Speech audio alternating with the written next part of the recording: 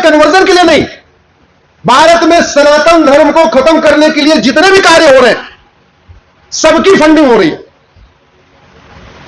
ऐसा एक भी राष्ट्र विरोधी कार्य नहीं है जो फ्री में हो रहा है, एक भी राष्ट्र विरोधी कार्य ऐसा नहीं है जो मुफ्त में हो रहा है। सबकी कुछ लागत है और उस लागत के लिए पैसे आ रहे हैं। आप गूगल करना, Bengal border BSF commandant 20 crore, ऐसा गूगल करना। एक बंगाल के बॉर्डर के बीएसएफ के कमांडेंट के यहां से 20 करोड़ रुपए मिला है छापेमारी में। वो किस लिए था? वो गायों को सब जाने देता था। जो काऊ स्मगलर थे उन्होंने 20 करोड़ रुपए उस बीएसएफ के कमांडेंट को दिया था। अब आप सोच सकते हैं कि 20 करोड़ रुपए में उसने कितनी गायों को जाने दिया होगा। अब हम लोग होता क्या है पता नहीं, जानबूझ के करते हैं, अनजाने में करते हैं। गाय बचाने की बात करने वाले भी कभी करप्शन के खिलाफ कठोर कानून की मांग नहीं करते। पता नहीं वो अनजाने में है या जानबूझ के करप्शन बोलना नहीं चाहते। गाय तस्करी का मूल कारण भ्रष्टाचार है। थाने से शुरू होता है, बॉर्डर तक होता है। जिस थाने से गाय उठाई जाती है वहां के हवलदार थानेदार को पैसा जाता है, फिर जिला क्रॉस करता है, अगले जिले में जाता है, और उस रास्ते में जितने थाने पड़ते हैं सारे थाने पे बढ़ा होता है पैसा। तो अगर आपको वास्तव में गाय की बड़ी चिंता है तो सबसे पहले भ्रष्टाचारियों को फांसी देने के कानून की मांग करिए। गाय अपने आप बच जाएगी, आपको कुछ नहीं करना है। भ्रष्टाचार खत्म, गौहत्या खत्म। कुछ लोग घुसपैठ की बात करते हैं, रोहिंग्या आ रहे हैं, बांग्लादेशी आ रहे हैं। आपके गुरुग्राम में खूब आ चुके हैं, हजारों की संख्या में आ चुके हैं। आपको पता नहीं होगा, शायद कुछ लोगों को पता होगा। नाम बदल के रहते हैं, कलावा पहन के रहते हैं, अलग अलग तरीके से रहते हो। आपका कूड़ा उठाने भी आते हैं, आपका ऑटो भी चलाते हैं, रिक्शा भी चलाते हैं, सारे काम कर रहे हो।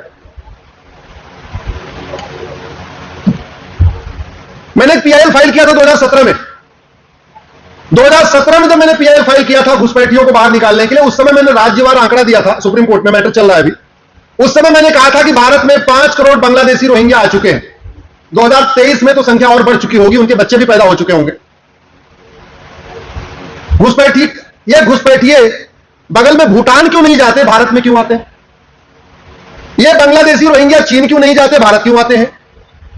किसी और देश में नहीं जाते, भारत में क्यों आते? आपके घर की अगर बाउंड्री नहीं होगी तो आवारा कुत्ते आके बैठेंगे नहीं आपके घर में? जोर से बोलिए जरा। और एक बार आपने जोरदार लाठी मार दिया, एक को भी मार दिया, वो दोबारा पलट के आएगा कि नहीं? नहीं है। स्वाभाविक सी बात है। जिस खेत में बाढ़ नहीं होगी आवारा जानवर आके बैठेंगे ही बैठेंगे। ऐसे जिस देश का कानून कठोर होगा वहां घुसपैठ होगी 100% होगी। हमारे पास घुसपैठियों के खिलाफ कोई कठोर कानून ही नहीं है, एक भी नहीं है। और घुसपैठ का मूल कारण भ्रष्टाचार है। बहुत जिम्मेदारी के साथ कह रहा हूं, बॉर्डर पे घुसपैठिए 2000 रुपए दे के आते हैं, 2000 रुपए। और 2000 जो लेने वाले बीएसएफ के सिपाही हैं वो हमारे आपके भाई बहन होंगे। इस समय बीएसएफ में बंगाल के बॉर्डर पे ड्यूटी लेने के लिए बड़े बड़े मंत्रियों की सिफारिश होती है। अगर 2-3 साल वहां बंगाल के बॉर्डर पे ड्यूटी मिल जाए तो समझो 2-3-4 बीघे खेत, नहीं तो एक 3 बेडरूम का फ्लैट, नहीं तो 200-300 गज का प्लॉट, इतना सिस्टम बन जाता है। बड़ी जिम्मेदारी के साथ कह रहा हूं। घुसपैठिए बॉर्डर पे घूस दे के आते हैं और कॉमन सर्विस सेंटर बना हुआ है, आपको बना होगा, आपके मोहल्ले में भी होगा। 2000 रुपए में आधार बनवा लेते हैं, मात्र 2000 रुपए। जैसे ही आधार बन गया फिर 2000 रुपए देके राशन कार्ड बनवा देते हैं। पैसा कितना हो गया? 6000। 2000 बॉर्डर पे दिया और 2000 आधार वाले को, 2000 राशन कार्ड वाले को। 6000 रुपए में घुसपैठिया गुड़गांव पहुंच गया और 2 डॉक्यूमेंट भी तैयार। उसके बाद नगर निगम के बाबू को 2000 रुपए देता है, बर्थ सर्टिफिकेट बनवा लेता है। उसके बाद 3000 से 4000 रुपए देता है, आरटीओ ऑफिस में ड्राइविंग लाइसेंस बनवा लेता है। उसके बाद 2000 रुपए वो पटवारी लेखपाल को देता है और अपना वोटर आईडी बनवा लेता है। 12 से 15,000 रुपए में बांग्लादेश का एक घुसपैठिया भारत के गुड़गांव पहुंच जाता है, फरीदाबाद पहुंच जाता है, जयपुर पहुंच जाता है, अजमेर पहुंच जाता है, चंडीगढ़ पहुंच जाता है और पूरे डॉक्यूमेंट बना लेता है।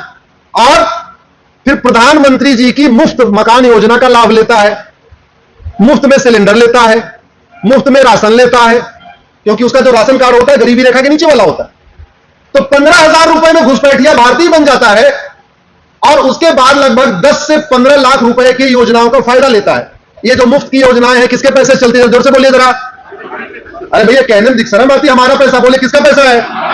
आपके पैसे से घुसपैठिए आ रहे हैं, बस रहे हैं और बाद में क्राइम भी फैला रहे हैं, और आप अगर मौन है तो आपसे ज्यादा समझदार कौन हुआ? समझदार है कि नहीं आप? इससे समझदार कोई हुआ क्या?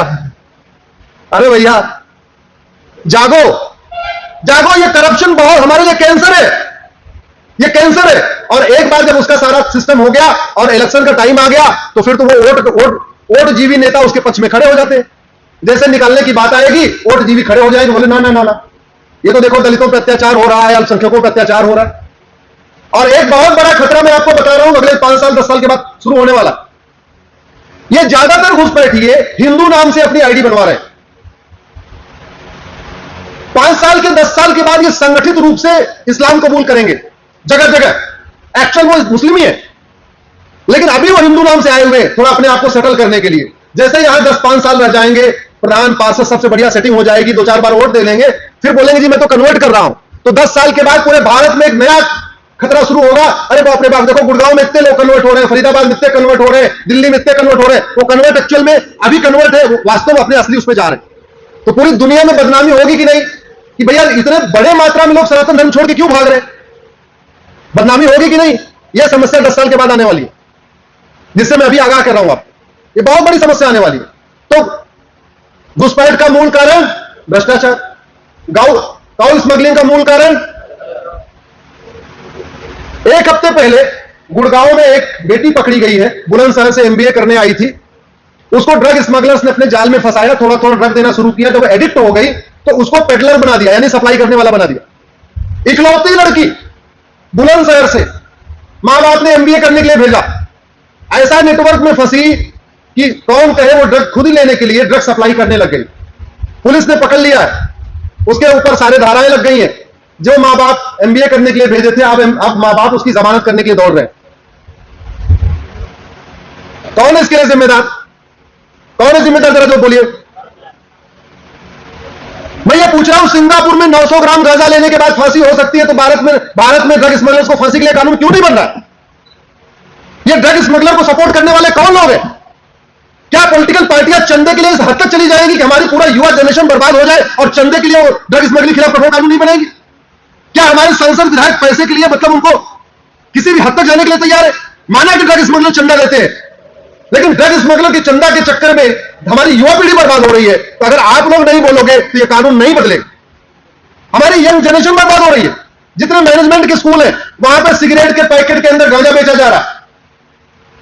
देखने में वो सिगरेट होता है, एक्चुअल में उसके अंदर गांजा होता है, चरस होती है, कोकीन होती है, अफीम होती है। हमारी पूरी यंग जनरेशन बर्बाद हो रही है। और एक बार नशे में आदी पड़ गया तो उसके लिए काहे का धर्म, काहे के लिए राम, काहे का कृष्ण, काहे का योग, काहे का प्राणायाम, काहे का तिलक, काहे का जनेऊ, काहे का यज्ञ, कुछ सब बेकार हो गया उसके लिए। मैं आप लोगों से निवेदन करता हूं, नशा तस्करों की 100% प्रॉपर्टी जब्त करने और फांसी देने के लिए कानून की मांग करिए। पार्टियों से ऊपर उठिए, क्योंकि अल्टीमेटली भारत में कानून का राज है। जज कानून देख के सजा देगा, न कि सरकार किसकी है उसको देख के सजा देगा।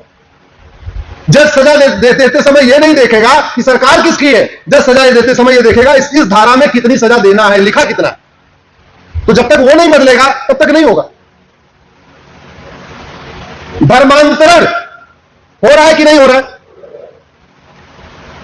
धर्मांतरण के लिए लगभग 50,000 करोड़ की फंडिंग आ रही है। जो लोग के पास जागरण होगा, आज ही उन्होंने देखा भी होगा, फ्रंट पेज की लिंक देखा कि नहीं? कुछ लोग हाथ उठाइए, कितने लोगों ने देखा।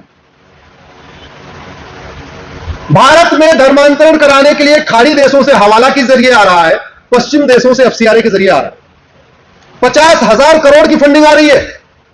जब तक ये फंडिंग नहीं बंद होगी तब तक धर्मांतरण नहीं रुकेगा। लेकिन थोड़े से, वो कहते नहीं, जूठन खाने के चक्कर में पूरी की पूरी थाली को आने दे रहे हैं।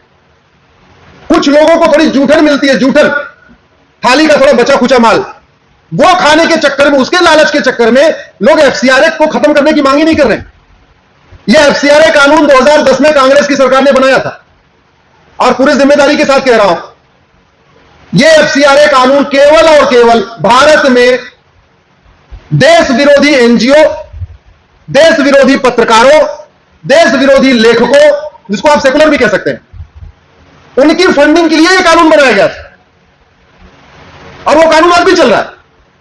जब तक वो कानून नहीं बदलेगा तब तक फंडिंग नहीं रुकेगी, जब तक फंडिंग नहीं रुकेगी तब तक ट्विटर की ट्रेंडिंग नहीं रुकेगी। देश विरोधी ट्विटर ट्रेंडिंग की फंडिंग बाहर से हो रही है, फेसबुक पे पोस्ट लिखने के लिए फंडिंग बाहर से आ रही है, धर्मांतर कराने के लिए फंडिंग बाहर से आ रही है, घुसपैठियों को बसाने के लिए फंडिंग बाहर से आ रही है, ड्रग स्मगलिंग का नेटवर्क फैलाने के लिए फंडिंग बाहर से आ रही है। ऐसा कोई देश विरोधी कार्य नहीं है जिसकी फंडिंग नहीं आ रही है।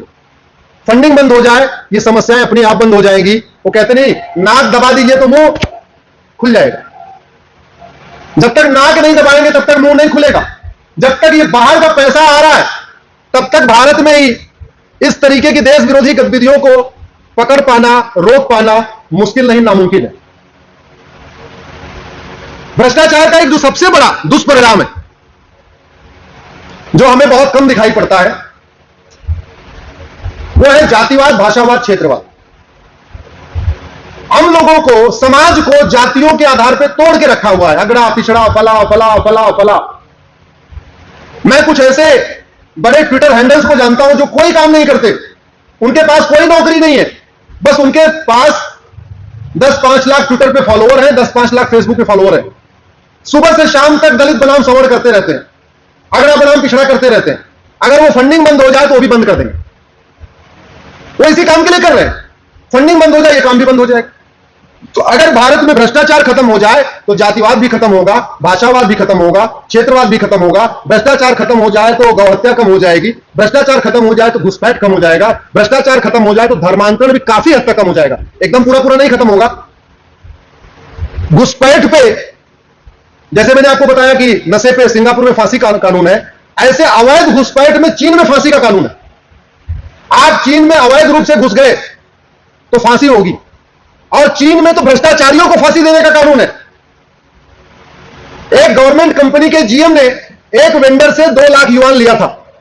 यहां जो लोग बिजनेस व्यापार करने वाले हैं वो ज्यादा अच्छी जानते हैं भ्रष्टाचार का, उनको कितना लेन देन करना पड़ता है, उनको एक्सपीरियंस है। एक गवर्नमेंट कंपनी के जीएम ने 2 लाख युआन लिया था, उसको फांसी दे दिया उन्होंने। फांसी दिया है, फांसी, आजीवन कारावास नहीं। और गूगल कर लेना, कुछ दिन पहले तो चीन के कानून मंत्री को फांसी हुई है। चीन के कानून मंत्री को फांसी हुई है, थोड़ा सा कहीं पैसा ले लिया था। बात मैं फिर से यही कह रहा था, भारत में सब कुछ है। दुनिया के सबसे ज्यादा धर्मगुरु भारत में, सबसे ज्यादा मौलाना भारत में, सबसे ज्यादा पादरी भारत में, सबसे ज्यादा सांसद भारत में, सबसे ज्यादा विधायक भारत में, दुनिया के सबसे ज्यादा जज भारत में, दुनिया की सबसे बड़ी पॉलिटिकल पार्टी भारत में, दुनिया का सबसे बड़ा राष्ट्रवादी संगठन भारत में। लेकिन घूसखोरी खत्म हुई क्या? जोर से बोलिए। जमाखोरी, मिलावटखोरी, कालाबाजारी, क्योंकि हमारा सब कुछ वर्ल्ड क्लास है, बस कानून हमारा थर्ड क्लास है। कानून हमारा थर्ड क्लास है, और कानून को वर्ल्ड क्लास बनाने की कोई लागत, तो आप लोग सोच रहे होंगे यार ये सब कुछ वर्ल्ड क्लास है तो कानून थर्ड क्लास क्यों है? ये गलती से नहीं है,